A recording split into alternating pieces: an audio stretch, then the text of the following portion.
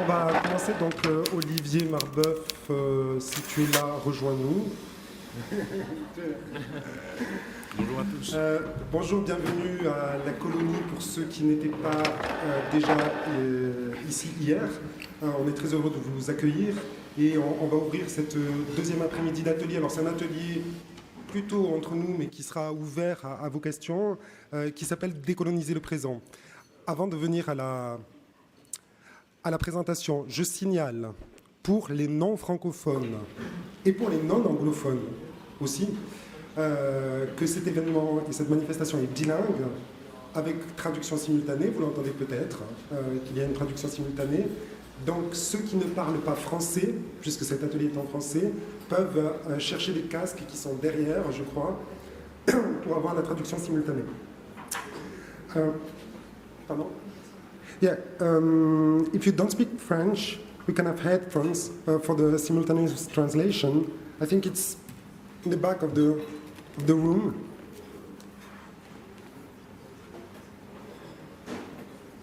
I think I know every people not speaking French here, so Bernd and so on and so forth. You can have your headphones there. Okay. Alors, une précision avant de commencer. Comme beaucoup d'entre vous l'ont appris, j'imagine, Françoise Vergès a perdu son père il y a quelques jours, et donc elle est à la Réunion. Elle pensait pouvoir venir quand même. Elle sera là samedi pour une discussion avec Liza Wedding, mais elle n'a pas pu venir suffisamment tôt pour nous rejoindre. Et elle s'en excuse. Voilà.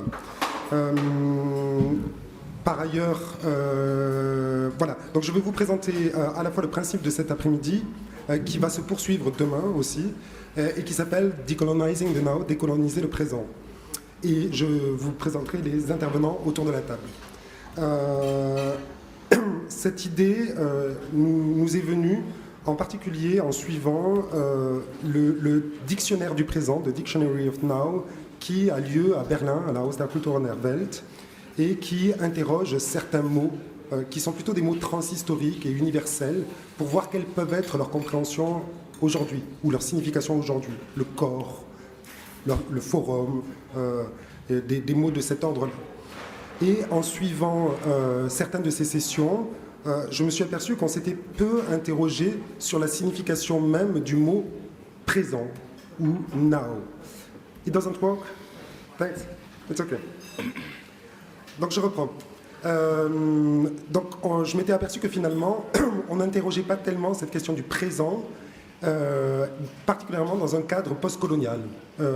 Or, il y a eu une entreprise collective, il y a maintenant presque 20 ans, 15 ans, 15 ou 20 ans, je ne sais plus exactement, qui s'appelle, tu le diras, je pense, Mathias, le vocabulaire européen des philosophies, ou le dictionnaire des intraduisibles, qui interroge les grands concepts de la philosophie, disons, dans un cadre européen. Et dans ce dictionnaire, il y a une très belle notice, je dois dire, sur le présent. Et plus largement que sur le présent, sur la temporalité. Mais la temporalité telle qu'elle s'exprime dans les langues indo-européennes. Or, cette temporalité qui s'exprime dans les langues indo-européennes a institué une sorte de représentation du temps dont il n'est pas sûr qu'elle soit, je ne sais pas s'il faut employer ce terme, universelle, ou en tout cas dont il n'est pas sûr qu'elle n'ait pas provoqué une sorte d'empire globalisé sur la représentation du temps.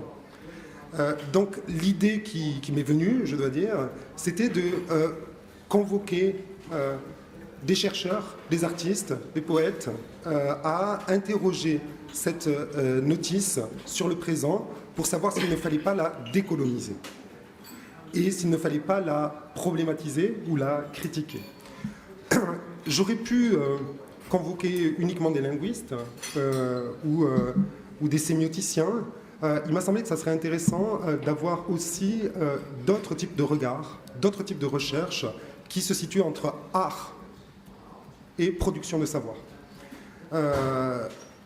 Donc c'est pour ça que nous avons ces deux après-midi. c'est relativement informel, je dois dire. Ce que j'ai fait, c'est que j'ai envoyé cette notice du dictionnaire des intraduisibles aux participants. Je ne sais pas exactement ce qu'ils en ont fait. Peut-être ils sont allés ailleurs, on va voir. Mais c'était notre base de travail. Et mon souhait, c'est que dans les mois à venir, et comme tout est enregistré, on puisse produire une autre notice, une sorte de contre-notice collective, écrite, que j'espère présenter avec mes participants, ici ou là, mais j'ai déjà une idée assez précise, et de la faire de manière collective. Donc je vous présente les participants à cette table ronde. J'ai à ma droite Arafat Sadallah, qui est chercheur en philosophie, je crois, et poète par ailleurs, écrivain. Arafat Sadallah est à Paris 10, je crois, et tu as fondé la plateforme, excuse-moi, je perds mes notes. Siwa. Co-fondé la plateforme Siwa, qui est aussi une manière d'interroger ces représentations culturelles entre, comment tu dirais, entre monde arabe et je vais m'expliquer. Entre monde arabe et je vais m'expliquer sur ça plus tard, et Occident, ou okay. Europe, ou okay. Histoire de l'Europe. Juste à ma droite, Kapwani Kiwanga, qui est artiste et qui proposera une performance ce soir à 20h et qui a produit tout un travail sur l'afrofuturisme et qui m'a beaucoup intéressé parce que son travail est un peu entre la recherche et l'art, l'anthropologie et la production visuelle. Et donc, je ne sais pas ce qu'elle aura à en dire, mais ça me semblait intéressant de l'inviter à cette table ronde. À côté de moi, Mathias Verger, qui est mon collègue à l'Université Paris 8, et qui, lui, est plus inscrit directement dans la question des langues. Il a écrit une thèse sur la haine de la langue maternelle, qui tente de conceptualiser, de réfléchir, de problématiser cette notion de langue maternelle. Et on commencera par lui, je vous dirai pourquoi. Olivier Marbeuf, à sa gauche, qui est artiste, écrivain, chercheur, et que vous connaissez sûrement aussi pour... à la fois l'espace qu'il a fondé et qu'il dirige, qui s'appelle l'espace Kiasma, qui est un espace, je dirais, frère de la colonie, grand frère, même si plus petit en surface, plus petit en surface, mais grand frère en droit d'aînesse, disons, et que vous connaissez aussi peut-être pour la production de films Spectre, dont nous verrons un extrait d'ailleurs demain avec Kantuta et Alyosha, un des films que tu es en train de produire. Et en fait, je dois vraiment remercier 1000 fois Yala Kisukidi, qui est ma collègue à Paris 8 aussi. Je l'ai appris très dernièrement et dont j'ai découvert... Ouais. Alors, je la remercie parce que j'ai découvert son travail il y a très peu de temps, à l'occasion des ateliers de la pensée à Dakar. Je me suis aperçu que dans mon université, on venait de recruter, je ne sais pas si c'était l'année dernière ou il y a 2 ans. Elle vient de commencer. On venait de recruter peut-être la première philosophe spécialiste de philosophie africaine. Et donc je lui ai écrit il y a 2 jours en lui disant ça serait vraiment formidable que vous vous joigniez à nous parce que le vocabulaire européen des philosophies est un vocabulaire de la philosophie, mais un vocabulaire de la philosophie européenne parce qu'il y a quand même un implicite, c'est que la philosophie est européenne. Et donc, évidemment, Yala n'a rien préparé pour cette table, et je l'ai plutôt invité à discuter les propositions et à participer à la discussion. Merci beaucoup, en tout cas, Yala, de ça. Donc, on va commencer avec Mathias Verger, qui va situer, disons, assez précisément les enjeux du vocabulaire, pas précisément, ou de manière, un petit peu. De manière floue, sinon il va situer de manière floue les enjeux du vocabulaire européen des philosophies, du dictionnaire des intraduisibles, et j'imagine voir les questions que ça pose à une critique postcoloniale. Donc je laisse la parole à Mathias, on aura un temps de discussion après. Ensuite c'est Arafat qui nous parlera plutôt de l'arabe, j'imagine, de la langue arabe. On aura un temps de discussion, puis on fera une pause, puisque l'atelier est supposé durer jusqu'à 5 heures. Merci et bon workshop. Merci Lionel. Ça marche Oui, le micro marche. Merci pour cette présentation, Lionel. Et en effet, moi, j'ai commencé ma présentation aujourd'hui. Je vais partir sur le dictionnaire européen des philosophies dirigé par Barbara Cassin et voir ce qu'on peut en faire aujourd'hui, comment le continuer. Ouais, ça va être plutôt une proposition de continuation de ce dictionnaire plutôt qu'un écart frontal. Je vais vous expliquer pourquoi. Il me semble en effet qu'il faut rendre à César ce qui est à César et rendre aux barbares ce qui est à Barbara. Ça veut dire quoi? Ça veut dire qu'il faut remettre en perspective le dictionnaire des intraduisibles ou vocabulaire européen de la philosophie dirigé par Cassin. D'accord, donc je ne parle pas trop vite. Okay. Alors ce volume qui a été premièrement édité en français, ce qui est en fait le plus important de garder à l'esprit, c'est que ce n'est pas le tout de l'œuvre. Il s'agit en fait de la première étape d'une œuvre destinée à être traduite dans d'autres langues. C'est peut-être ça en fait le déplacement épistémologique le plus important de ce dictionnaire. C'est un dictionnaire qui a l'intention d'être traduit et d'être déplacé par ces futures traductions. Donc il me semble bien que c'est ce programme qui est aussi important, sinon plus, que l'ouvrage édité premièrement en français. Ce dictionnaire sait que la métalangue choisie, le français, constitue un point aveugle, mais nécessaire, parce qu'on parle en langue, dans l'approche des mots et concepts dits européens de la philosophie. Point aveugle qui doit être toujours déplacé et rendu relatif par les traductions à venir.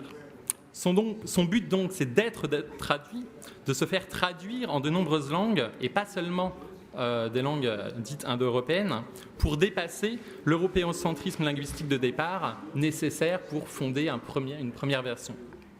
Donc en ce sens, il me semble que le principe d'un Dictionary of Now, de la Haus der Kulturen der Welt, ne peut pas faire l'économie de ce principe méthodologique. Pour être un dictionnaire contemporain, on va dire, et un dictionnaire du contemporain, tout dictionnaire doit se penser dans le pluriel des langues pour ne pas reproduire le geste d'une métalangue hégémonique qui dirait le monde et le présent à partir d'un monolinguisme, sinon fallacieux, tout du moins réducteur.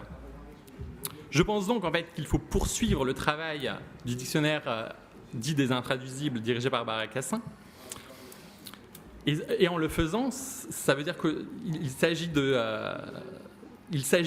pour le poursuivre, en fait, pour poursuivre cette tâche, on peut le faire de deux manières.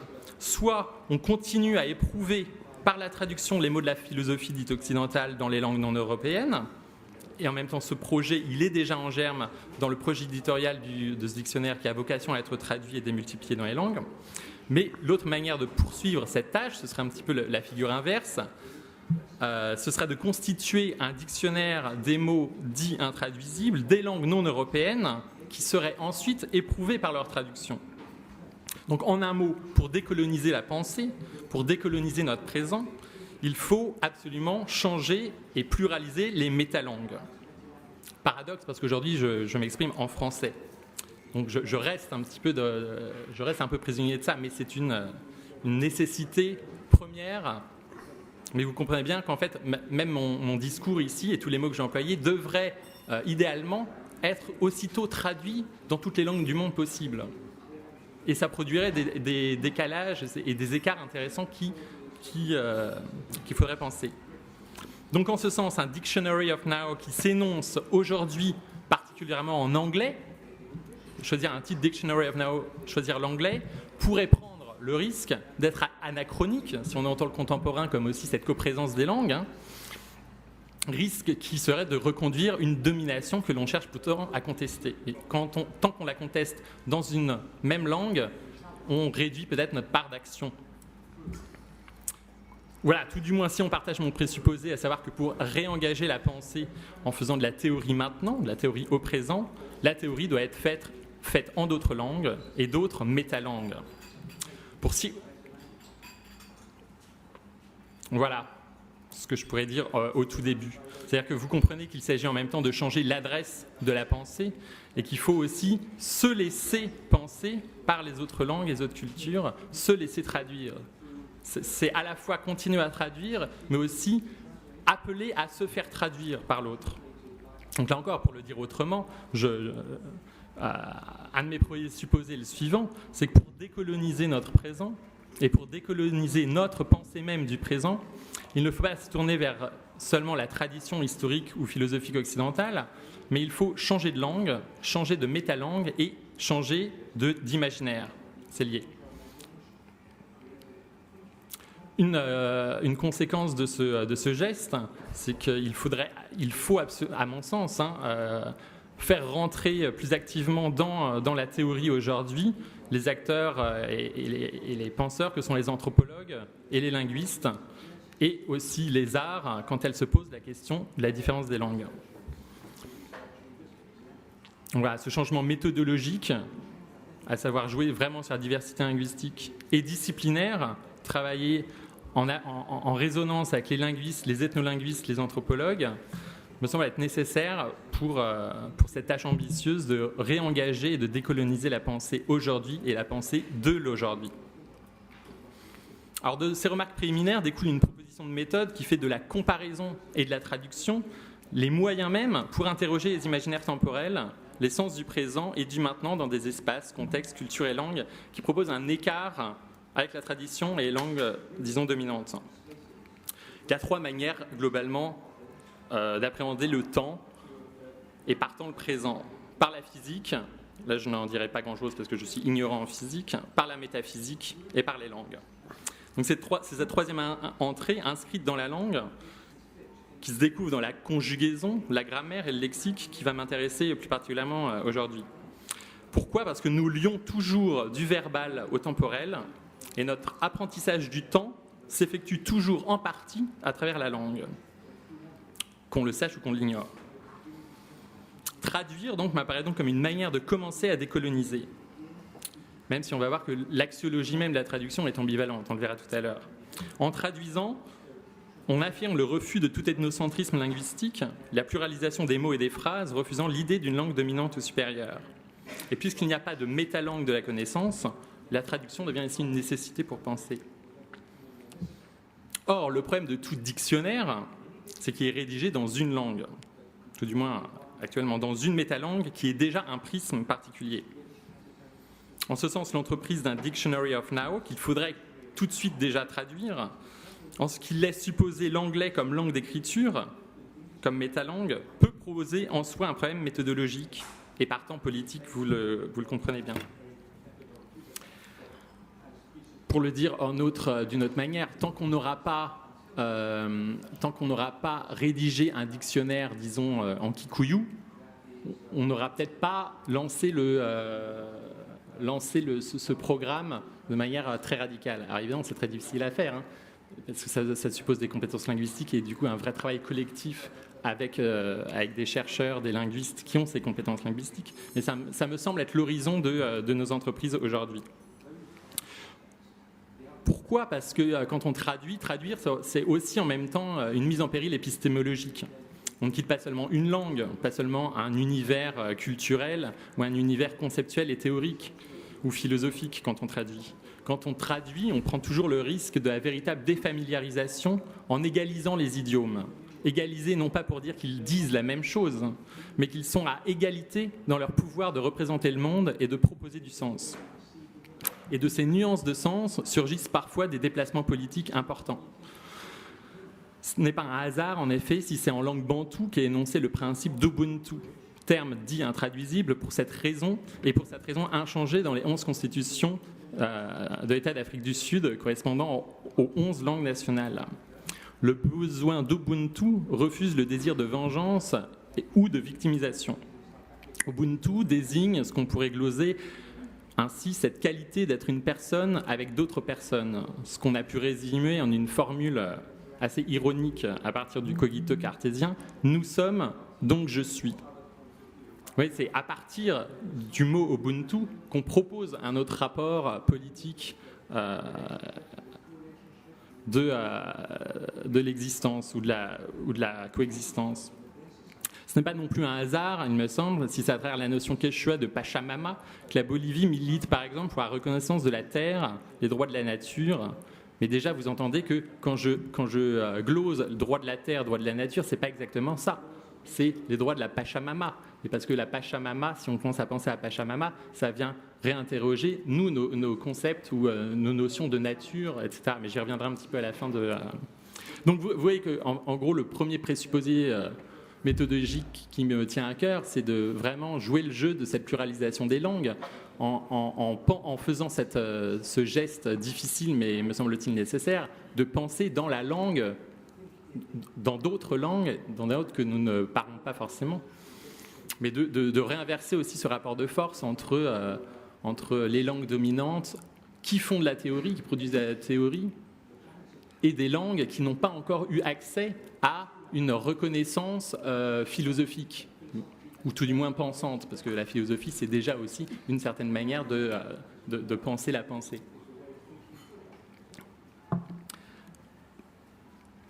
Donc oui, si on commence à penser la reconnaissance de la Pachamama, vous voyez que ça va nous inviter nous-mêmes à nous dessaisir, prioritairement de nos intérêts et de notre épistémologie occidentale, mais c'est en même temps pour nous une manière d'accepter aussi que ces notions de nature, de sacré, de droit ne sont pas universelles et que l'on gagnerait du coup à se décentrer en pensant autrement par d'autres mots. Pareillement, un dernier mot, et ensuite je passe un petit peu au cœur du sujet. Quand Bruno Latour écrit Face à Gaïa, faire surgir le nom de Gaïa est tout sauf une coquetterie, bien sûr. C'est une autre manière, là aussi, de repenser la nature, l'écologie, en changeant de cadre conceptuel. Je pense que c'est important, pour changer les cadres conceptuels, on a besoin aussi des autres langues, de ce que proposent les autres langues. Donc voilà, je redis un petit peu ce que j'ai dit tout à l'heure, c'est-à-dire qu'il faudrait donc faire, idéalement, ce serait rédiger tout d'abord, inverser aussi ce rapport temporel de la traduction. Il faudrait déjà que la première version d'un Dictionary of Now soit énoncée, disons, en kikuyu ou en hindi, et que cette notice soit ensuite traduite dans d'autres langues. Mais cette réserve méthodologique étant formulée, ce qu'on peut faire à notre échelle, ici, en parlant en français, c'est d'essayer de penser le maintenant et le présent dans le pluriel des langues.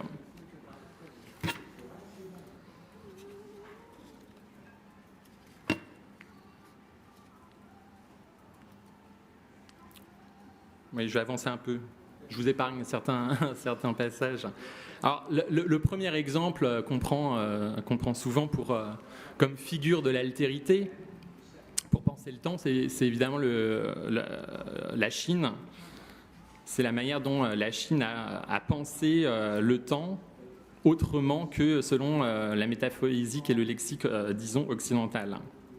Alors, on a beaucoup dit, et c'est vrai que Augustin pense le temps en latin, dans le latin. Augustin, il construit sa notion du temps en déployant la syntaxe. Augustin, il exploite en fait les possibilités de sa langue pour penser le temps, et sa pensée du temps prend la forme du latin. Développé au creux de sa syntaxe et moulé sur elle, son système du temps fait dépendre la philosophie de la langue qui l'énonce. Syntaxe latine et système de conjugaison latine forment la grammaire philosophique de la pensée du temps chez Augustin. Et partant, toute la tradition que l'on connaît. Mais faisons un pas un peu plus radical. Que se passe-t-il quand une langue comme le chinois, parataxique et non syntaxique, une langue sans conjugaison, tente par ses moyens propres de penser ce que nous appelons le temps?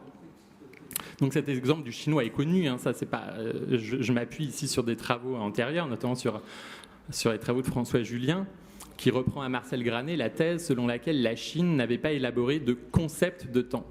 Alors ça veut dire quoi? C'est pas une manière d'exotiser l'étranger. C'est une manière de dire que bien évidemment, c'est pas que les Chinois ou la Chine ignorent le temps, mais qu'ils le pensent autrement et d'une manière différente du concept métaphysique occidental, qu'ils le pensent peut-être même sans concept. Alors là, je vais vous citer François Julien. Moi, je ne suis pas sinologue, mais je m'appuie sur ses travaux pour essayer de dire quelque chose aujourd'hui sur le rapport entre temps et pluralité des langues. Donc je vous cite quelques phrases de François Julien qui nous dit que ce ne sont pas comme des lieux neutres que le temps et l'espace apparaissent aux Chinois. Personne en Chine n'a songé à concevoir le temps sous l'aspect d'une durée monotone constituée par la succession, selon un mouvement uniforme, de moments qualitativement semblables. Les Chinois ont préféré voir, selon les belles formules de Marcel Granet, dans le temps, un ensemble d'ères, de saisons ou d'époques. Dans l'espace, un complexe de domaines, de climats et d'orient. D'une part, le temps et l'espace ne sont pas dissociables l'un de l'autre. Aux portions du temps répondent des parties de l'espace. Leurs emblèmes sont communs. Chaque période est solidaire d'un climat. Chaque orient lié à une saison. De l'autre, au sein d'une durée diversifiée, en proie à un besoin périodique de réflexion, chaque période possède sa rubrique symbolique et ses attributs propres, qui lui confèrent sa consistance en l'individualisant et oblige à l'aborder et s'y conduire différemment. Les Chinois ont conçu non point l'espace ou le temps en soi, mais des sites et des occasions. Alors évidemment, c'est ce terme d'occasion qui est très important. Sans entrer dans le détail d'une pensée dite chinoise du temps, dont je ne suis pas spécialiste, je ne suis qu'un lecteur de François Julien, ce que l'on comprend ici, c'est que le traditionnel transcendantal philosophique ne se situe pas au-delà de la langue, mais qu'il est toujours déjà pris en elle. Transcendantal, autrement, ce ne serait peut-être que la langue ou les langues.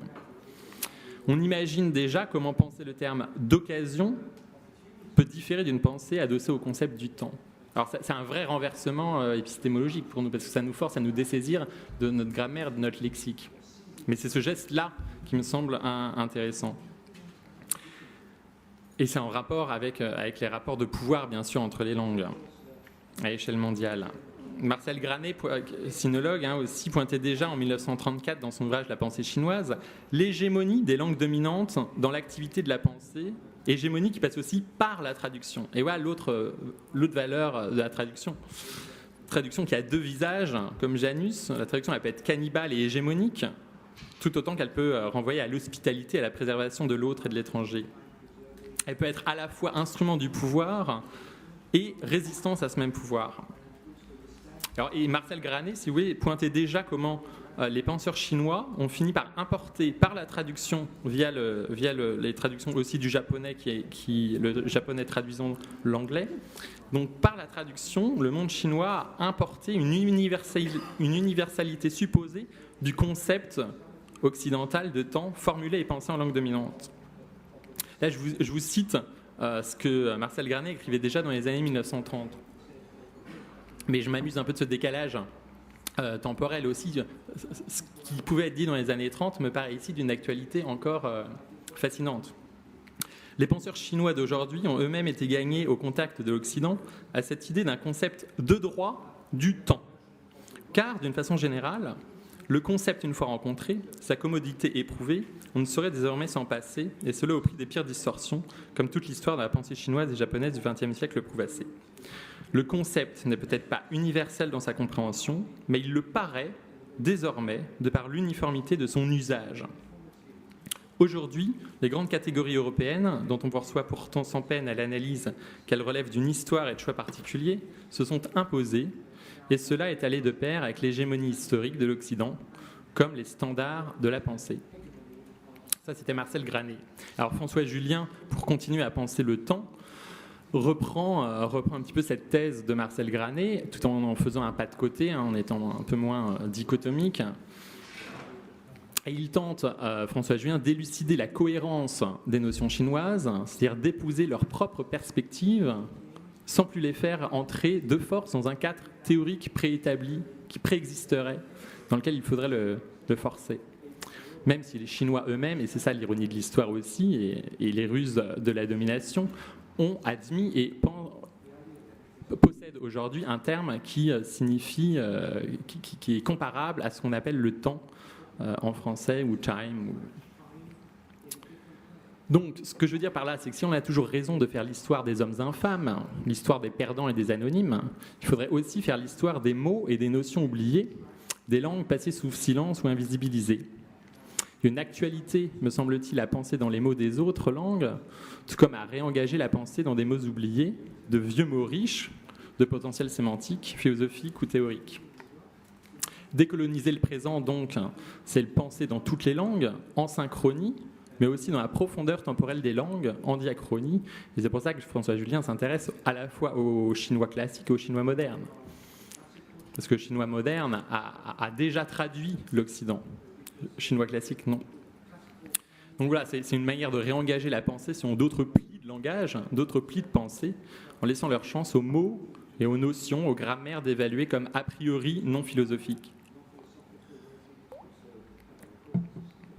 Alors je vous recite, je vous dis encore 2-3 mots sur l'exemple chinois, et puis ensuite je passerai à quelques exemples. Est-ce que le temps passe ? Ouais, disons que tu as un peu moins de 10 minutes. Ouais, je vais faire vite. Donc François Julien nous dit que si on prend le parti de se référer aux notions chinoises, il apparaît que les Chinois ont pensé conjointement deux choses, ce qu'ils nomment le moment-occasion, d'une part, c'est la notion shi, liée aux saisons, et la durée de l'autre part, c'est la notion de jiu. Ils n'ont pas conçu en revanche une enveloppe qui les contienne également tous deux et qui serait ce que nous nommons le temps. Donc dans le régime notionnel chinois, c'est la durée et non le temps qui est pensé de pair avec l'espace, car la pensée s'énonçant en chinois est préoccupée de la continuité du cours, le procès, et non du temps comme cadre borné des événements. Et donc, c'est par la traduction des catégories occidentales que la langue chinoise va se forger la notion que l'Occident, entre guillemets, un homme et identifie par le nom de temps. Et ce moment d'importation-traduction du concept va reléguer au second plan les anciennes notions de shi et de jiu, de moment, occasion et de durée. Alors, ce qui est intéressant pour le thème aussi d'aujourd'hui, c'est que François Julien explique notamment que c'est l'ancien terme chinois jijan, qui signifiait maintenant, à présent, oserais-je dire now, qui va être resémantisé par des effets successifs de traduction jusqu'à prendre au tout début du XXe siècle le sens de temps, tel que la tradition occidentale a conceptualisé ce terme. Donc il y a bien ici une sorte d'écrasement de ce maintenant du chinois classique par la traduction. Le nom du maintenant finit par signifier la catégorie générale du temps conçue par l'Occident. On pourrait alors dire ici que le maintenant de la langue chinoise classique a été bien colonisé par la traduction et par les langues indo-européennes.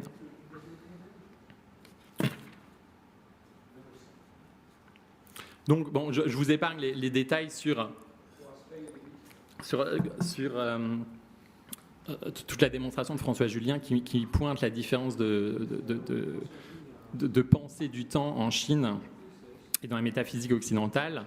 C'est très intéressant, mais vous pouvez lire son ouvrage du temps, hein, mais il pointe bien la manière dont, en Chine, une pensée du renouvellement continu est difficile, enfin, et assez hétérogène à notre métaphysique temporelle, assise sur une sorte de tripartition linéaire, passé, présent, futur.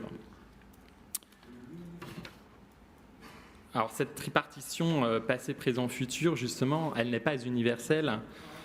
Il y a des langues qui... je vais rapidement pour pouvoir... Il y a des langues qui ne présupposent pas cette tripartition passé, présent, futur. Alors, les langues sémitiques, notamment en hébreu, George Steiner a déjà dit beaucoup de choses là-dessus, hein, sur cette absence de tripartition. Et sur le fait que les verbes... Alors, c'est pour ça que là, la grammaire a des verbes sans temps verbaux. Vous voyez, on ne conjugue pas des verbes sans temps verbaux renvoient à un système grammatical dans lequel passé, présent et futur ne sont pas distingués, ni démarqués comme ils le sont dans les grammaires non sémitiques comme le latin et le grec.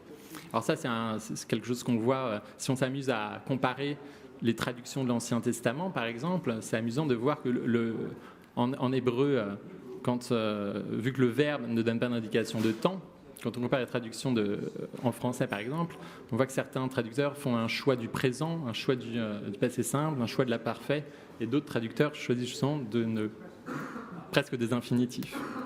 Donc c'est cet écart-là qui me semble important. Alors, pour ouvrir un petit peu notre horizon aussi linguistique, cette spécificité, enfin ce qui nous apparaît être une spécificité, mais au regard de notre propre tradition, de l'hébreu, on le retrouve dans d'autres langues. Hein. La langue aymara, par exemple, qui est parlée dans les Andes, est intéressant parce que c'est une langue qui inverse notre imaginaire spatial du temps. L'Aymara situe le futur derrière le locuteur et le passé devant lui.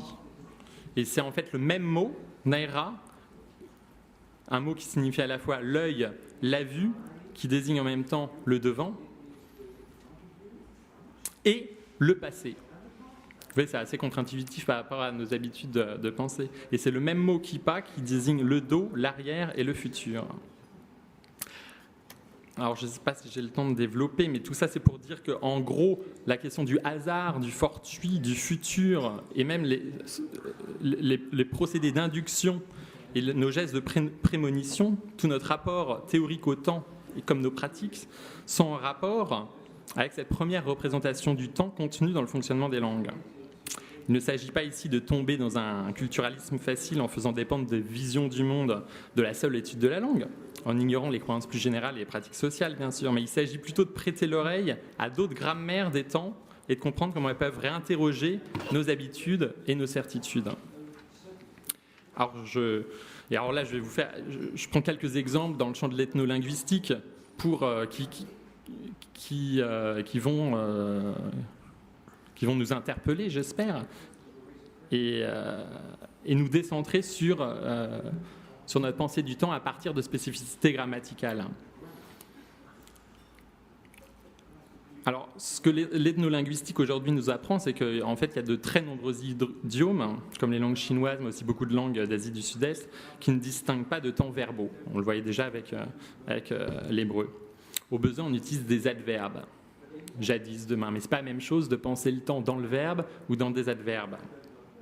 Il y a d'autres langues, comme le chamorro, parlé aux îles Mariannes dans le Pacifique occidental, qui confondent le présent et le passé, mais distinguent un futur. D'autres langues, comme l'estonien, confondent le présent et le futur, mais distinguent un passé. Certaines langues distinguent plusieurs passés. Un passé hodiernal pour les événements qui se sont déroulés aujourd'hui, un passé proche, un passé lointain, un passé mythique, etc. Et une langue papou, le mian, par exemple, a 6 passés différents selon l'éloignement temporel. D'autres langues, comme le guarani, distinguent plusieurs futurs selon que l'événement à venir est plus ou moins certain.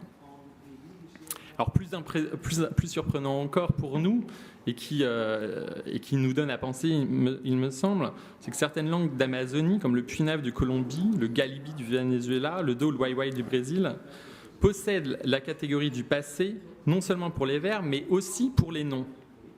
Un élément, soit un suffixe, permet d'indiquer que l'être ou l'objet désigné est mort, abîmé ou inutilisable, qu'il appartient au monde du passé, etc. En guarani, il y a non seulement un passé, mais aussi un futur et un frustratif, eux aussi nominaux. Par exemple, Shemenakwe veut dire « celui qui était mon époux », Shemenara, mon futur époux, et Shemenarangwe, celui qui devait être mon époux, mais ne l'est pas devenu. Alors, qu'est-ce que ça change, en fait, de faire porter le temps sur le nom, et non pas sur le verbe ? Ça peut paraître dérisoire comme question, mais ça me semble, en fait, extrêmement important. Peut-être que je m'arrêterai avec ce dernier exemple. C'est un autre exemple qui fascine aujourd'hui les linguistes, parce qu'il propose une grammaire temporelle assez incroyable pour nous, difficilement compréhensible pour les locuteurs de langue majeure que nous sommes. C'est la langue kayardild, qui est une langue moribonde d'Australie septentrionale et qui passionne les linguistes. Pourquoi ? Parce que c'est une langue qui a une passion particulière pour les phénomènes d'accord. À force de s'accorder frénétiquement avec tout ce qui bouge, un nom peut porter jusqu'à 4 suffixes de cas. Et c'est surtout le temps et le mode qui sont marqués sur tous les groupes nominaux de la proposition, sauf le sujet. Le plus curieux, c'est que ces marques de temps et de mode sont en réalité des marques de cas de déclinaison dans des emplois dits modaux. Et ces marques peuvent aussi figurer sur le verbe. En fait, ce qu'il faut comprendre, c'est que c'est comme si le verbe kayardild fonctionnait en réalité comme un nom décliné. En très gros, au lieu de dire en kayardild le chat poursuivait la souris, en kayardild on dit quelque chose comme le chat poursuite la souris du passé, ou alors le chat poursuite passé la souris du passé. C'est un renversement assez vertigineux du point de vue par rapport à nos manières de voir le monde. Pourquoi ? Puisque ce sont d'abord les êtres et les choses qui sont soumis à la catégorie du temps. L'action, elle, étant traitée comme une réalité plus ou moins atemporelle. Vous voyez la différence qu'il y a dans nos manières d'appréhender le temps à partir de la différence des langues. Alors, conclut là-dessus ? Oui, je peux conclure là-dessus. Okay. Voilà. Merci. J'aurais eu d'autres choses à vous dire, mais peut-être que ça viendra dans la discussion. On va prendre un micro là-bas et nous on va garder celui-là. Donc, l'idée, c'est de soumettre l'intervention de... Vous m'entendez là-haut ? Oui.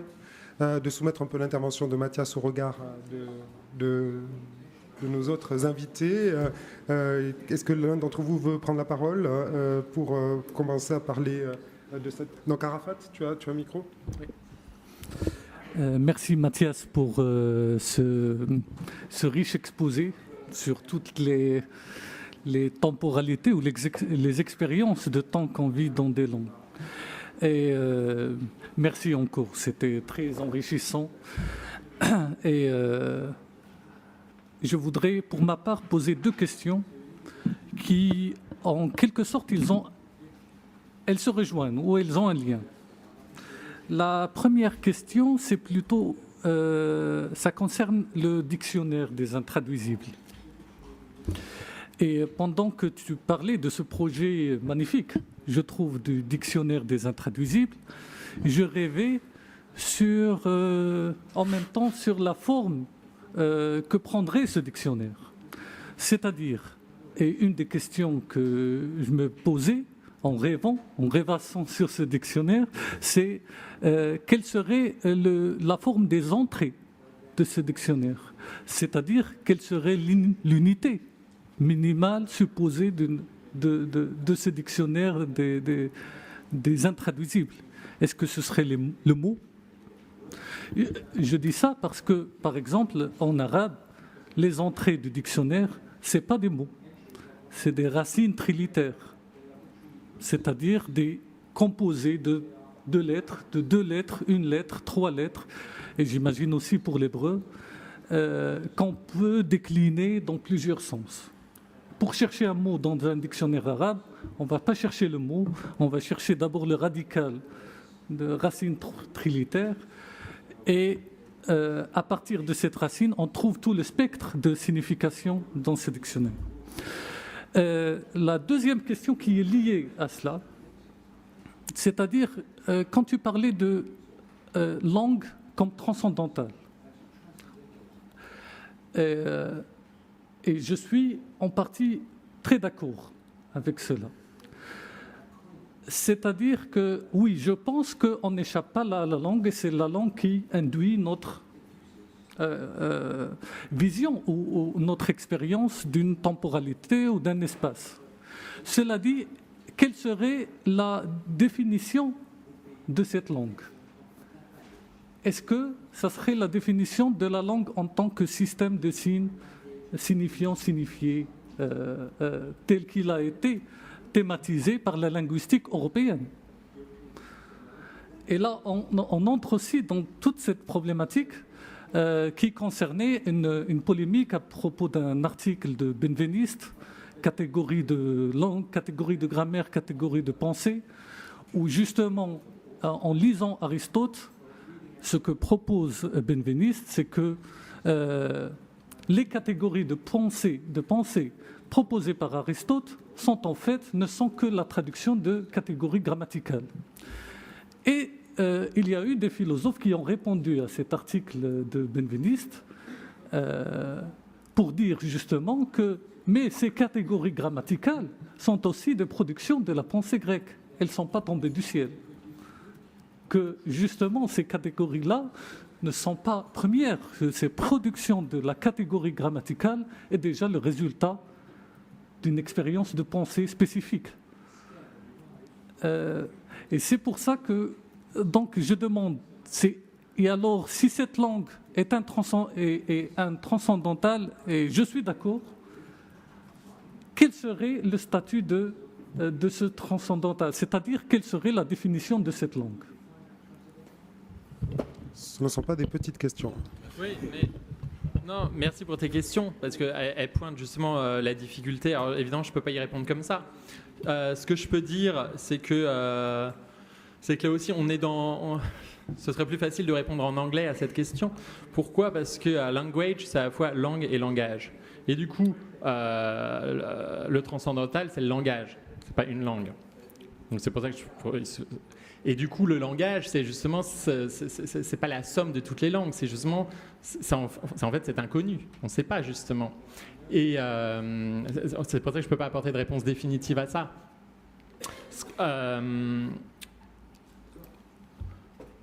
La question que tu poses, en fait, elle renvoie aussi à ce que c'est, même à la définition même d'une langue, de ce que c'est qu'une langue. Et alors, ce que tu pointais aussi, c'est du coup la possibilité la possibilité d'une langue.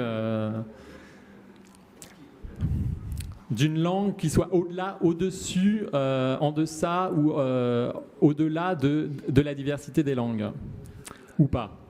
Peut-être juste au-delà de la linguistique. Une langue qui ne soit pas seulement définie ou déterminée par une théorie linguistique. Bien sûr, c'est pour ça que ma réponse première c'était le langage. Et je pense que c'est aussi pour ça que Lionel a invité premièrement des linguistes qui travaillent aussi avec une épistémologie linguistique qui elle aussi est située et n'est pas universelle.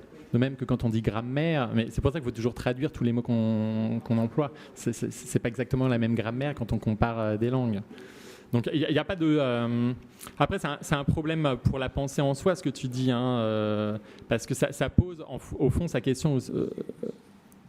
Au fond, si on déploie ta question, ce que tu touches, c'est aussi la question de l'universel et du comparable. C'est-à-dire que est-ce qu'il y a quelque chose de l'ordre d'un idiome ou d'un geste de pensée qui pourrait produire l'étalon de comparaison de la diversité? Et ça, on n'en sait rien. Et enfin, c'est pas qu'on n'en sait rien, il y a des positions différentes. Et justement, les linguistes, c'est très intéressant de s'intéresser aux querelles des linguistes quand on n'est pas dans la discipline, parce qu'on voit qu'en fait, c'est toujours les mêmes questions qui font s'écharper les écoles. Les questions, c'est c'est la causalité, le degré de causalité entre une langue et une représentation du monde. Alors voilà, après on s'écharpe, est-ce que non, c'est pas un déterminisme, et l'autre question, c'est la question de l'universel. Et cette question, finalement, on s'en sort pas, parce que soit on présuppose qu'il y a quelque chose de commun à la diversité des langues, alors ça, c'est difficile à démontrer, soit on travaille en suspendant la question et en s'intéressant plutôt à la diversité.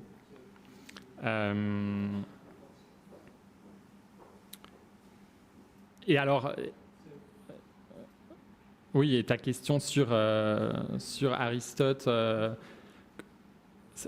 là, ça pose la question de l'origine. C'est-à-dire, enfin, c'est l'œuf ou de la poule, comme à chaque fois. C'est-à-dire que, en effet, pour commencer à penser, il faut déjà avoir une langue. Et du coup, est-ce que c'est les mots qui produisent des conceptualisations? Mais pour conceptualiser, il faut déjà avoir des mots. Du coup, résultat d'une expérience de pensée par la langue, oui, enfin, il n'y a pas de... c'est pas possible de répondre comme ça, parce que ça supposerait d'avoir une connaissance de l'origine. Après, ce qui m'intéresse aussi, j'essaie de rebondir un petit peu entre ce que tu as dit et la présentation de Lionel. Moi, ce qui m'intéresse aussi dans la notice du présent du dictionnaire des intraduisibles, c'est ce que dit Pascal David aussi sur le grec et sur la manière dont on a hérité d'une pensée grecque qui en fait n'est pas du tout ce que les Grecs pensaient.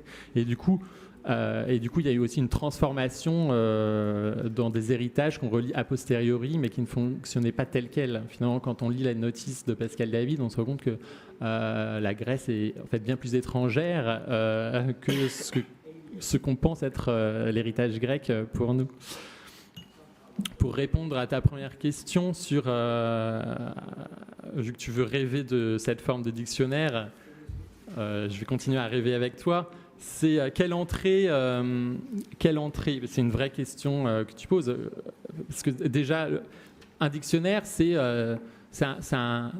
un outil, historiquement c'est un outil idéologique et politique de grammatisation des langues, un dictionnaire, donc c'est pas une forme neutre bien sûr, et européen, bien sûr européen. Donc là on est en plein cœur de la colonialité des savoirs.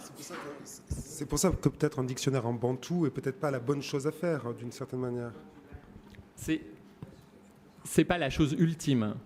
Mais en même temps, on n'est pas pour trouver. C'est pas la chose ultime. Mais ça peut être une première réponse. De même que la réponse de Barbara Cassin, c'est une réponse en devenir, parce qu'elle doit être traduite. Le dictionnaire en banton, il peut être autre chose. Du coup, j'ai botté en touche, ce sera plus facile. Comment rêver? Aussi peut-être par des mises en fiction du savoir, par des productions artistiques.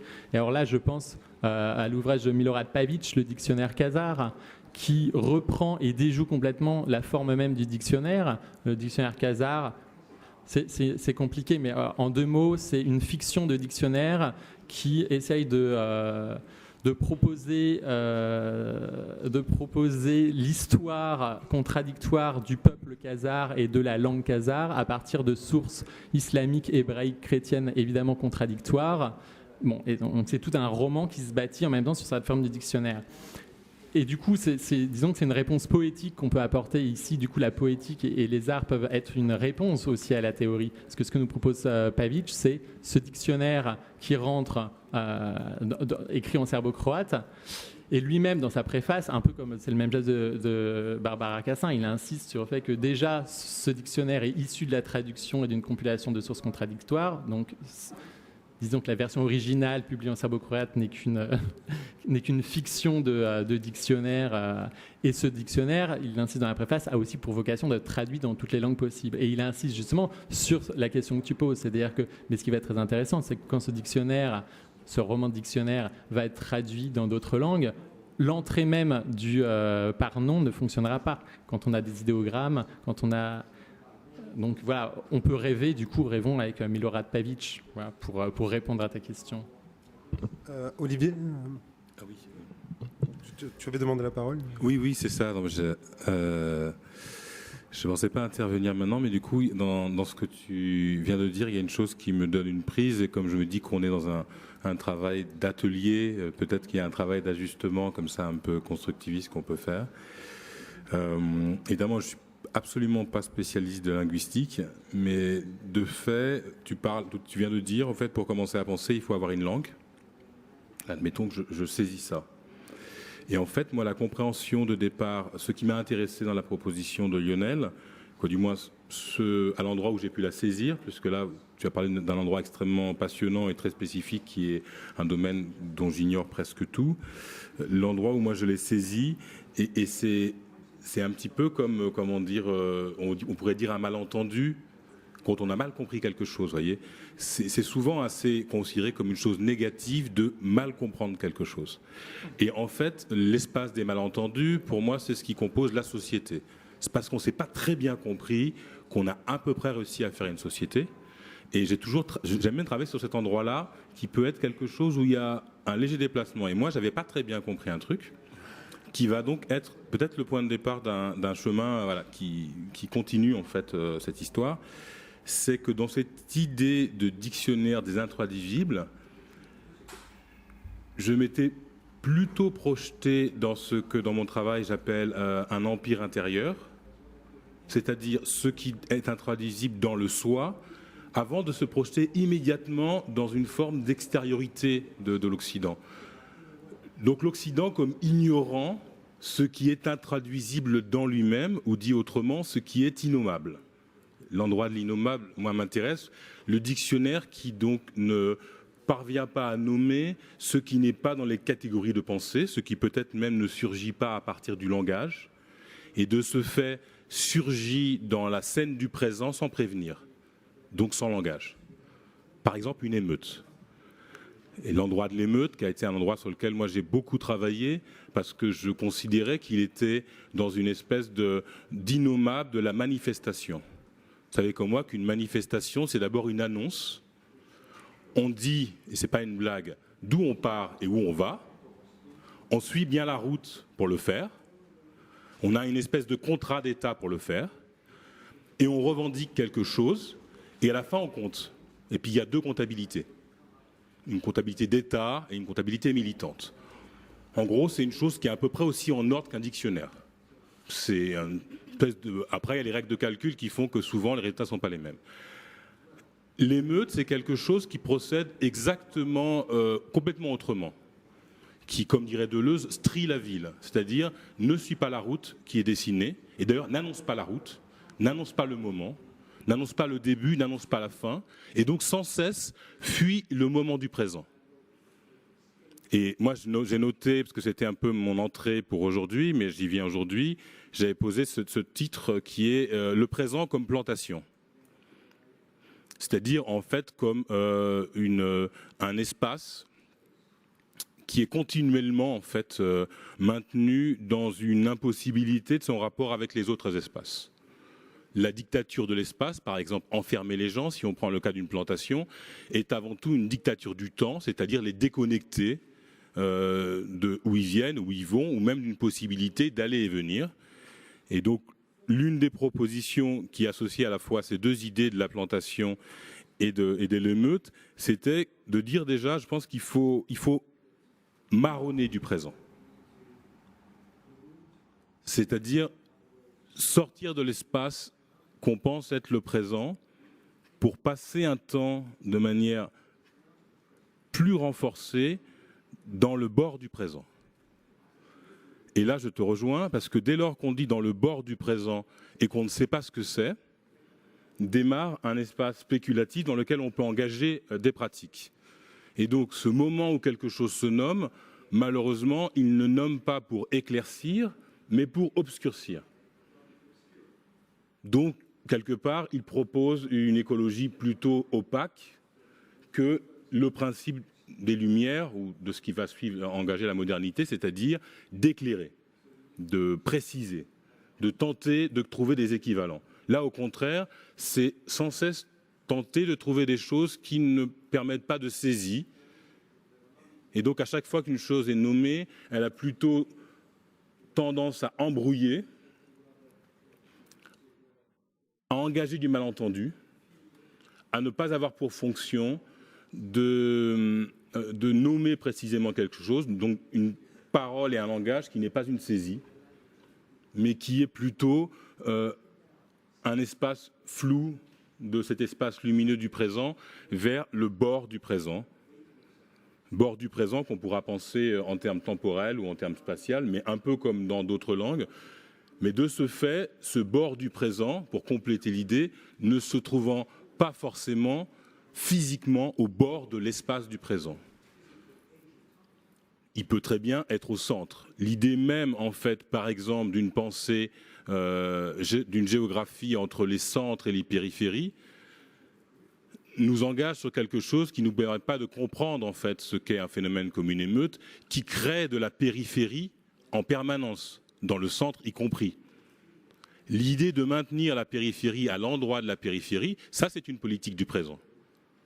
C'est-à-dire maintenir, et quelque part, j'ai envie de dire, ce qui peut décoloniser ce présent, c'est peut-être au départ agir dans quelque chose qui n'est pas dans le régime du langage. J'ai échangé avec quelqu'un récemment, très récemment, sur cette phrase-là qui est quand même pas mal, qui disait oui, mais les intellos, il faut commencer. Alors c'est ça, il faut que je paraphrase pas. Il faut commencer à s'occuper, comment on disait, de contrecarrer les plans du FN. Je vais vous le dire ça comme ça. Donc d'abord, il faut commencer. Alors on ne sait pas quand ça commence. On ne sait pas s'il ne faudrait pas avoir commencé depuis quand même un petit moment, un siècle, peut-être 500 ans même.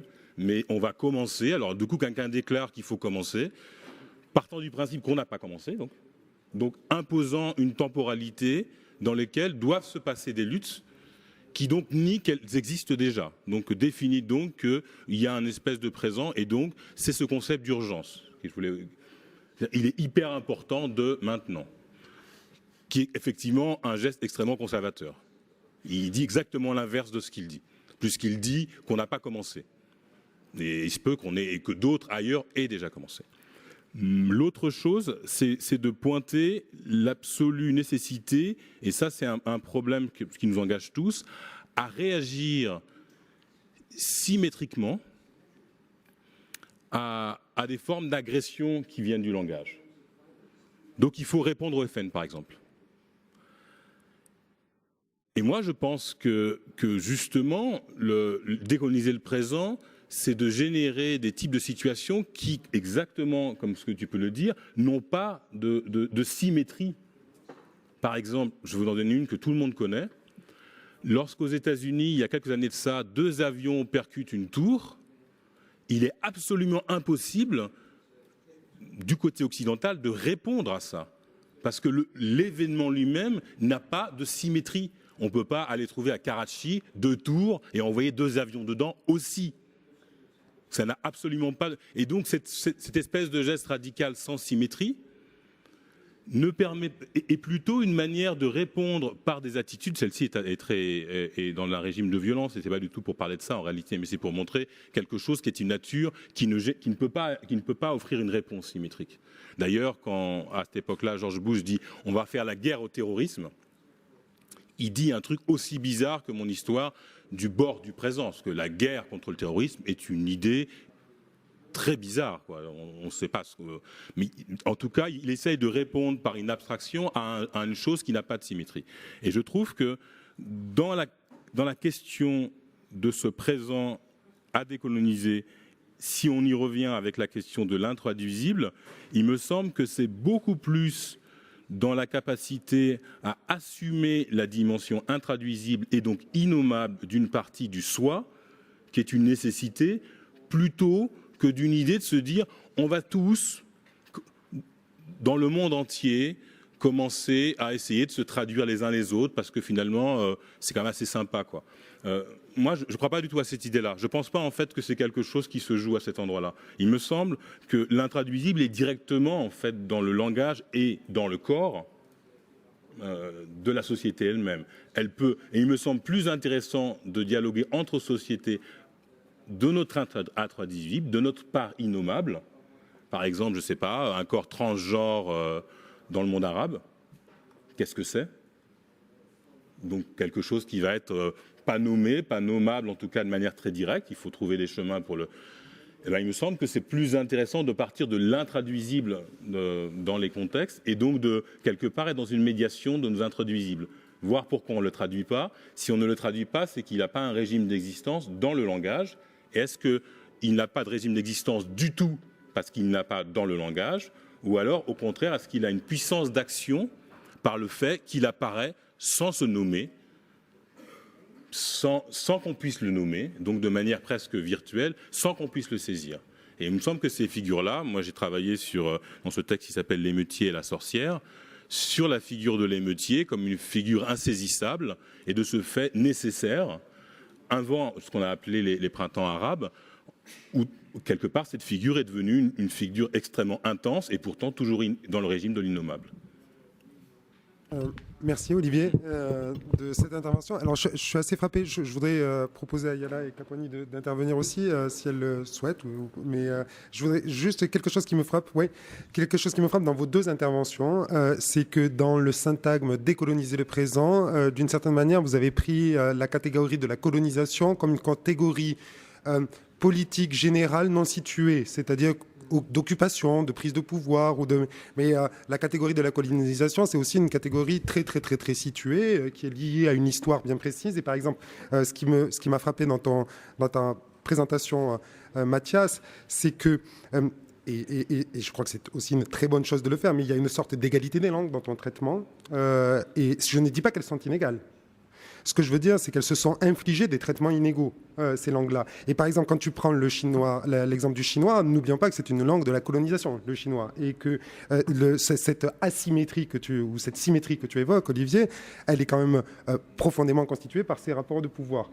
Deuxième chose qui me frappe, et je me demande si j'ai tout à fait bien compris, Olivier, je le souhaite, c'est que au fond, il me semble que tu réintroduis la catégorie de l'intempestif, d'une certaine manière. Décoloniser le présent, c'est sortir du temps et passer mais sortir du temps, justement, il me semble que dans ce cas-là, c'est là aussi très situé. C'est sortir d'une conception occidentale du temps qui est liée à la modernité et liée à ces séquences passé, présent, futur. Et donc, rétablir...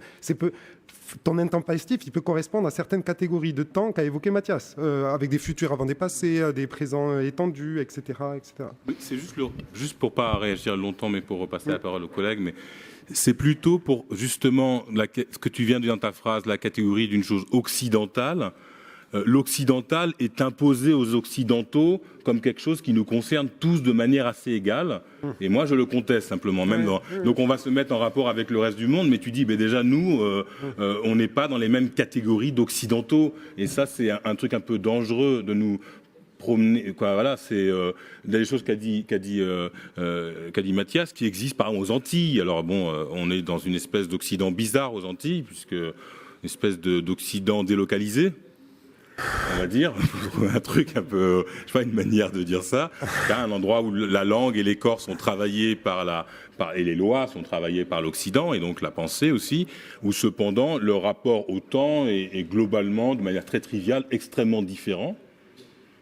Et donc, à l'intérieur même de ces grands blocs dits occidentaux, se passe comme un ensemble de choses qui, à mon avis, nous relient de manière assez forte à des particularités de l'extra-occidental. Et donc, finalement, la catégorie occidentale aussi, je la conteste un tout petit peu, parce que ce qui nous permet d'avoir peut-être une option de faire des choses avec les autres, c'est justement que la catégorie occidentale n'existe pas, en fait. Elle est très fragilisée. Dès qu'on a un rapport avec l'autre, on voit... et donc, ça, c'est ça que je voulais un peu mettre en cause aussi, quoi.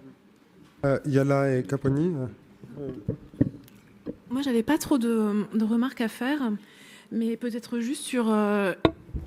j'ai un problème, moi, avec le concept de traduction, et j'étais assez sensible à la remarque qui vient d'être faite par Olivier Marbeuf, et sur son implication politique. Et dans tout le premier exposé, ce qui m'a frappé, c'est la langue, à un moment, qui a été prise comme exemple, celle du kikuyu. Et je me rappelle, et ça m'a rappelé aussi de manière historique, que ce débat sur la traduction, c'est pas un débat qui date d'aujourd'hui, en fait. Cette question sur la décolonisation, c'est pas non plus culturel, c'est pas non plus une question qui date de ce moment précis où le champ d'études postcoloniales, le tournant décolonial serait arrivé, pour le répéter massivement, de manière assez tardive en France. Mais toute cette réflexion-là, en fait, et c'est pour ça que j'insiste sur le kikuyu, on la retrouve dans tous les travaux de l'écrivain Ngugi wa Thiong'o, en fait. Que ce soit dans Décoloniser l'esprit, ou que ce soit dans Moving the Center.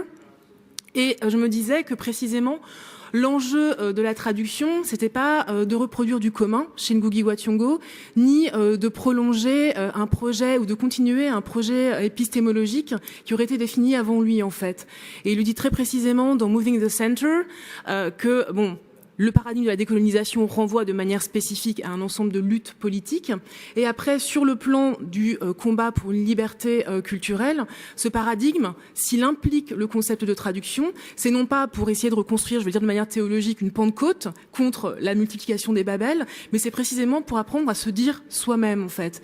Et c'est là où la question de se dire dans ses mots, d'écrire dans sa propre langue, finalement, non seulement implique à un moment implique un certain rapport à la temporalité, en fait, qui ne consiste pas à savoir comment allons-nous traduire le maintenant en kikuyu ou autre, mais une expérience première de la temporalité qui serait celle, effectivement, de sujets subalternisés et qui ont vécu la violence coloniale, à savoir celle de la dévastation, au sens où notre passé est difficile à ressaisir, non pas parce qu'il s'agirait de ressaisir une essence précoloniale immaculée, mais précisément parce qu'il a été pris dans les raies d'une épistémologie qui empêche une propre ressaisie, et ensuite le futur tel qu'il est proposé. On est dans une situation d'un horizon sans dépassement où on est confronté là aussi à des formes d'expropriation, à des formes de violence qui permettent pas d'envisager immédiatement quelque chose qui serait de l'ordre de la libération. Et moi, finalement, ce que je trouve intéressant chez Ngugi wa Thiong'o et dans tous ses travaux, c'est que finalement la question de la traduction ne consiste pas à se demander qu'est-ce que ça donnerait dans ma langue, mais elle pose d'abord la question de savoir qu'est-ce qu'une autonomie culturelle, comment se dire soi-même sur fond d'une expérience première qui est une expérience temporelle, qu'il ne s'agit pas de traduire, mais qui est comme ceci un constat, à savoir celle de la dévastation, qui est effectivement la condition, en tout cas la conséquence, ou qui est portée en tout cas par la réalité du fait colonial. Donc voilà, c'est juste la remarque que je voulais faire. Merci Ala. Et avant de donner le micro à Caponi, si tu veux, Caponi, mais tu as un micro. Je rappelle que comme il y a une traduction simultanée, il faut que nous fassions tous, je me le dis moi-même, à ne pas aller trop vite dans notre prise de parole. Donc moi, je vais parler très très doucement parce que le français, c'est pas ma première langue.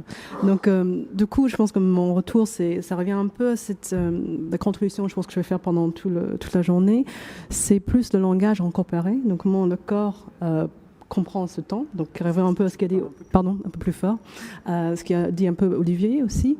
C'est vraiment ces questions de le corps, les corps, le temps ou l'espace qui est créé pour expérimenter une chose. Et du coup, je pense à des choses qui peuvent être traditionnelles, actuelles, qui peuvent être des lieux de rituels, soit politiques, mais aussi spirituels, qui sont désignés par les gens pour parler des langues différentes aussi, qui vont être pris par un pouvoir, un esprit qui vient d'ailleurs, un autre temps, qui va parler dans une langue qui n'est pas une langue parlée tout le temps. Donc c'est vraiment comment le corps est cet espace, et on crée un espace temporel qui est dans cette présent, dans cette futur, dans le passé, ou un passé qui est peut-être pas accessible par les archives ou par une histoire écrite, qui peut être on peut avoir accès par autre manière, par le corps, par le mouvement de corps, l'unification des corps ensemble, par des façons de bouger le corps d'une manière peut-être ritualisée ou spécifique, mais aussi une liberté qui peut s'exprimer aussi dans un présent, mais qui rejoint un passé qui n'a pas de temps défini non plus, mais aussi nous revoit vers un futur où cette maintenant peut aussi être recréé, représenté dans un futur pas défini aussi, que être aussi rappelé par d'autres personnes pour le rejouer, si on peut dire ça comme ça. Donc c'est quelque chose pour moi dans mon travail, dans mon recherche de manière générale, c'est le corps, vraiment le corps dans un espace, comment ça peut aussi être un marqueur de temps. Voilà. Ok. Ce que je vous propose, comme on a eu finalement 2 interventions, Olivier a fait une intervention qui... ouais, c'est fait. C'est peut-être de passer le micro à la salle pour une dizaine de minutes sur les premières interventions, et après on invitera Rafat et Kapwani à intervenir plus longuement. Est-ce que ça vous va comme ça? Donc est-ce qu'il y a des questions dans le public? Vous levez la main, un micro porté par quelqu'un va vous arriver. Parce que hier j'ai dit tout le temps, est-ce que le micro peut aller ici ou là? Et ouais. Est-ce qu'on a prévu le micro pour le public? Je m'adresse à... Est-ce que vous voulez venir là pour le moment et tant que...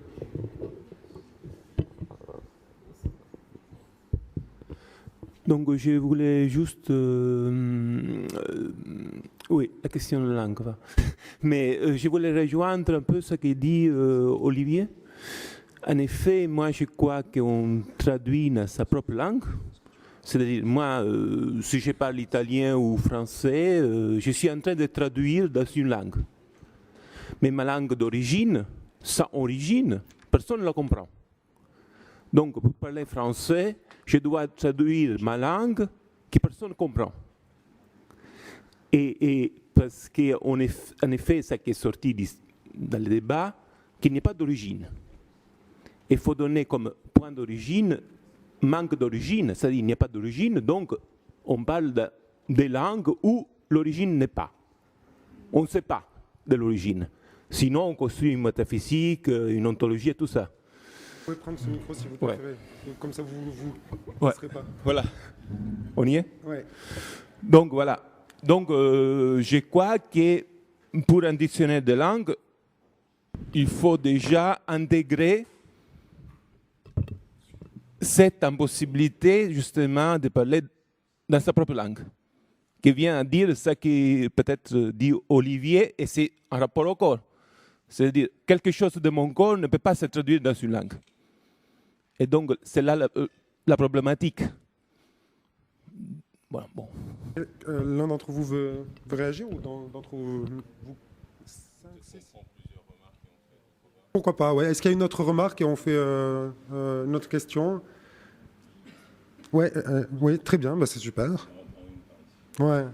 En fait, non, je viens d'y penser suite à la remarque je parle un peu plus lentement, suite à la remarque qui avait été faite sur le concept de dictionnaire inscrit dans une stratégie de pouvoir. Et on parle énormément du paradigme de la traduction pour essayer de casser et de décoloniser cette forme. Mais précisément, sur le concept d'intraduisible, je me posais la question suivante, en se réinscrivant dans cette forme, est-ce que vous ne présupposez pas finalement, mais c'est une question que je vous ouvre, parce que je me pose la même question dans le cadre de la philosophie, d'un ensemble de travaux qui ont été effectués par des auteurs sur lesquels je travaille, est-ce qu'on ne réfléchit pas fondamentalement sur le fond de ce qui constituerait pour vous un indécolonisable? Et si oui, cet indécolonisable, ce serait quoi en fait? Et est-ce que dans ce cadre précis, alors, si on pense, on réfléchit à partir de cet indécolonisable, que devient ce geste de décolonisation épistémique et de décolonisation des savoirs?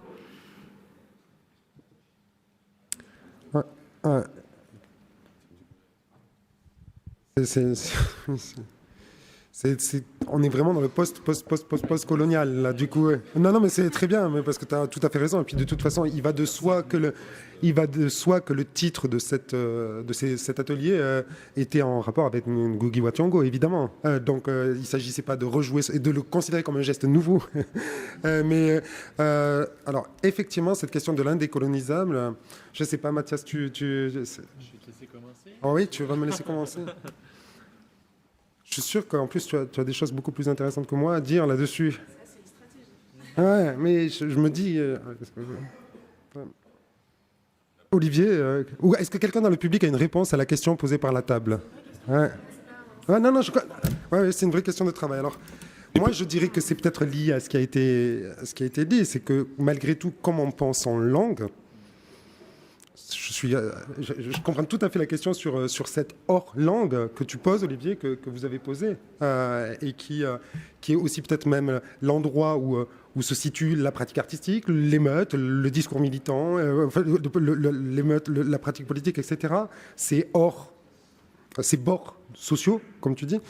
Mais malgré tout, comme on pense en langue, et que si on s'accorde avec cette notice, qui est vraiment très très bien faite, on voit très bien le lien qui existe entre la tripartition temporelle et le vecteur de la modernité qui va donner l'exploitation coloniale, ou qui ne donne pas que l'exploitation coloniale, mais le vecteur de la modernité. J'utilise à dessein le terme de vecteur parce qu'il s'agit, comme le disait Bruno Latour, d'une flèche qui par ailleurs est constituée, c'est assez clair la façon dont le temps des langues indo-européennes construisent la représentation de la temporalité, c'est linéaire, séquentiel, successif. C'est trois termes qui sont importants. C'est-à-dire que c'est une flèche qui est découpée en séquences et des séquences se suivent. Or, c'est cet outil philosophique qui produit l'idée, par exemple, de progrès, de nouveauté à rechercher et de conquête de l'avenir, qui permet aussi la pensée coloniale. Donc, en ce sens-là, c'est très difficile de décoloniser le présent à partir de ces langues qui produisent une colonisation du temps. Voilà, je suis sûr que ce que vous ou tu pourrez dire est bien plus pertinent que moi. Je voulais rajouter un élément, et il est évident que le point de départ, et ça rejoignait ce qu'a dit Kapwani et sa pratique en général, hein. Moi je me situe à un endroit qui est celui de la pratique artistique, en essayant de la penser comme pas annexée au régime du langage seulement, et pas simplement comme une forme de décoration de la production théorique langagière.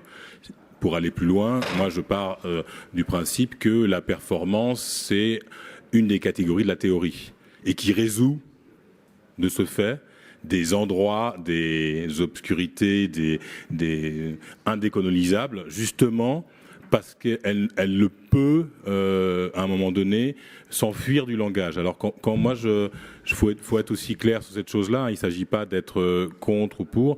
Là, moi, je parle plutôt de ce mouvement, et quand je dis marronner du présent ou s'enfuir du langage, c'est-à-dire qu'on considère qu'il y a une chose qui est là, et qui est effectivement une chose qui est pensante et qui est au cœur de nos sociétés. Et qu'est-ce que ça peut vouloir dire d'aller à ses limites, à ses bords, donc d'aller dans ce déplacement-là. Mais moi, il me semble que l'un des éléments que je voulais mettre en contribution, pas simplement comme un point de vue, mais comme une proposition méthodologique, on va dire, c'est de reconsidérer certaines formes de régime performatif. Dans mon travail, c'est vrai que je fais plutôt le lien entre du performatif artistique et du performatif politique, comme des possibilités, on pourrait dire des vecteurs, des outils pour explorer des choses où il y a une impasse possible à agir par le langage. Donc c'est ne pas rester tout le temps à se resituer par rapport au langage. Je donne un exemple très simple. Quand en 2005, les banlieues de quasiment toute la France s'enflamment, c'était un débat à Bobigny, et un penseur que je ne citerai pas dit oui, là on est dans le proto-politique. Alors tu vois quelqu'un qui va voir un truc énorme qui se passe, et il va le situer un peu en amont d'une pauvre manifestation, quoi, on va dire. C'est un peu moins, parce que c'est le proto, c'est le pas encore, et cette organisation du langage par rapport à un objet, si on n'arrive pas à dire quelque chose sur ce qui se passe, alors on ne dit rien, alors on dit on ne sait pas ce que c'est, et là on ouvre quelque chose de beaucoup plus intéressant que de le remettre dans les catégories existantes dans un mode mineur, plus qui n'est pas saisissable. Donc effectivement, très bien, il dit oui, c'est du proto-politique, il faut que maintenant un discours arrive, et du coup un discours décolonial, mais bon, quand même pro-parti communiste, quoi, tu vois, un discours un peu qui est organisé quand même, parce qu'il faut pas déconner, quoi. Donc quelque part, cette tendance à dire oui, tout ça est très bien, maintenant au boulot pour le ramener dans les catégories existantes, mais pour le valoriser, moi je pense que ce qui est innommable et insaisissable ouvre d'autres catégories et il faut l'accepter et l'accueillir tel quel. Je finis juste avec une expression que ce duo d'artistes anglais Butler et Mirza utilisait. Il disait « Lorsque la révolution arrivera, on sera hyper occupés, nous, à faire des conférences, des talks, et on ne pourra pas la reconnaître. » C'est ce qu'on fait là, tu veux dire? Non, mais je trouve que la remarque est belle, et je l'avais trouvé assez intéressant de dire ce qui n'a pas un visage connu, ce qui apparaît à nous sans un visage connu, qui n'est pas dans les catégories prépensées, qu'est-ce qu'on en fait? Et qu'est-ce qu'on fait le langage, peut-être? Voilà. Et je précise qu'il y a des très belles pages sur ce que tu viens de dire dans Tomate de Nathalie Quinterne qui faisait une performance ici hier et que d'une certaine manière, sa performance d'hier parlait de ça, je crois. Est-ce que vous voulez réagir à ça? Est-ce qu'il y a une autre question? Oui. Alors, vous pouvez. Le micro est là. Je crois qu'il y a personne. C'est moi. C'est pas moi. Oui, alors, ça marche. C'est pas nécessairement une question, peut-être un champ que je vous demanderais d'ouvrir, parce que tout à l'heure, quelqu'un a nommé, je sais plus lequel d'entre vous, a nommé l'anthropologie. Et en fait, là, c'est assez confus, parce qu'il y a beaucoup d'idées qui sortent dans tous les sens. Mais forcément, quand on parle de contemporalité, j'ai le concept de Johannes Fabienne qui me revient en tête. Donc c'est lointain, hein, c'est 83, je pense, hein, c'est les années 80. Et ça amène aussi cette idée de déconstruire l'autre en tant qu'objet et donc de revenir à la pratique. Et donc on en revient là à cette idée de performance. Quand on est face à la faillite du langage, finalement, en revenir aux pratiques, en revenir aux philosophies relationnelles aussi. Et voilà, est-ce que on pourrait pas aussi chercher de ce côté-là pour savoir qu'est-ce qui est décolonisable, indécolonisable, voilà. Je crois que ça va tout à fait dans le sens de ce qui était dit. Donc, j'imagine que Olivier, tu es d'accord avec ça. Je ne sais pas si d'accord ou pas d'accord. Ça va tout à fait dans le sens là, et je crois que ça, c'est assez intéressant parce que ça résonne avec pas mal de choses qui ont été dites hier aussi. On peut ajouter peut-être les pratiques de soins, parce que j'ai pris quelques exemples qui sont dans un régime violent et je voudrais pas que ça... C'est pas ton style. En fait. Non, mais je voudrais pas que ce soit quelque chose qui semble une nécessité. Moi, je pense que dans les pratiques féministes, le soin de l'autre ou la construction d'un espace possible est une pratique aussi de refaire dans le présent du lieu. Moi, je pars du principe que le lieu est uniquement une dynamique d'intensification du présent, qu'il n'y a pas de lieu en fait, sinon. Et donc le présent, c'est une chose qui n'existe pas s'il n'est pas intensifié en tant que tel pour générer de la présence dans le présent. Et on est très peu présent au présent. Et on n'est pas naturellement présent au présent. Le projet colonial, c'est tout le temps être présent à la projection, c'est-à-dire ne jamais être là. Il y a un exemple qui est très intéressant en fait avec Amilcar Cabral, qui est agronome et qui va être aussi révolutionnaire guinéen. C'est qu'il montre comme agronome qu'en fait les Portugais ont complètement délaissé l'agriculture du Portugal pour surexploiter toutes les richesses de Guinée-Bissau. Et finalement, aujourd'hui, en Alentejo, dans l'extrême sud du Portugal, la terre, elle n'a pas été cultivée à bon escient. Et lui, dès les années 60, il prédit que si rien n'est fait, l'agriculture portugaise est morte, parce qu'elle est complètement tendue dans une projection de l'exploitation. C'est le cas aujourd'hui, c'est une région où on fait de l'olive, et ils arrachent, c'est quand même une ironie quand même dingue, hein, ils arrachent les oliviers, parce que les entreprises canadiennes qui exploitent l'or enlèvent l'agriculture portugaise, ils ont racheté des terres pour chercher de l'or et mettre du cyanure dans la terre. Donc ils se font coloniser eux-mêmes, puisqu'en fait ils n'ont pas été présents Non, mais ils n'ont pas été présents à leur présent. Et ce qu'on a fait de pire dans la colonisation, moi celle que je connais le mieux d'Afrique francophone, c'est qu'on a sorti les gens d'une présence de leur présent. On leur a imposé un autre temps que la présence au présent. Parce que la colonisation, c'est l'absence au présent. Vous voyez bien qu'on n'est pas, on est dans une projection permanente en fait. Donc quelque part, reconstruire de la présence en présent, c'est une pratique de soin pour le présent. Et là, effectivement, je trouve que le féminisme renseigne de manière très, très bien cette question du soin apporté pour que le présent existe en tant que tel. Sinon, il est tout le temps en train de se glisser vers un temps qu'on ne pourra pas nommer, qui est fondamentalement pas le futur, je pense.